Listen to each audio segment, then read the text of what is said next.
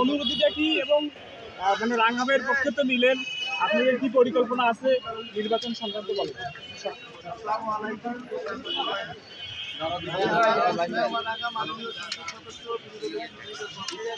ওনার প্রতিনিধি এবং প্রধান নির্বাচনী কোথায় নিয়ে আমাদের কাঙ্ক্ষিত মার্কা ট্রাক মার্কা আমরা যেটা মনোনীত করেছিলাম, আমাদের মনোনীত করেছিলাম যে মার্কাটা, সেই মার্কাতে আমরা ট্রাক মার্কা এবার তো ভাই প্রতীক নাই ওখানে, কিভাবে আপনারা নির্বাচনে প্রতীকের বিরুদ্ধে মোকাবেলা করবেন?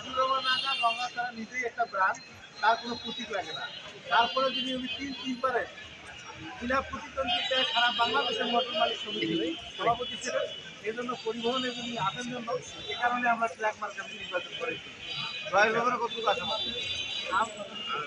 না, সেখানে যেহেতু জোটগতভাবে একটা প্রার্থী দেওয়া হয়েছে, এই বিষয়টা একটু বলুন। সাধারণ জনগণের কাছে ছোট বাচ্চা থেকে আরম্ভ করে সবারই কাছে একটা পরিচিত মার্কা ট্রাক, সবাই এবং গ্রাম অঞ্চলে যারা লোকজন বসবাস করে তাদেরও পরিচিত। এই জন্যই আমরা ট্রাক মার্কাটা আমরা মনোনীত করেছি। ইনশাআল্লাহ বলেছেন, আমি তো বলেছি গঙ্গাচড়ার আপামর জনসাধারণের অঞ্চলের মানুষ একটা যত উন্নয়ন করেছে তার প্রতিফলন আপনারা ইনশাআল্লাহ 7 তারিখ বিজয়ের মাত্রা দেখতে পারবেন।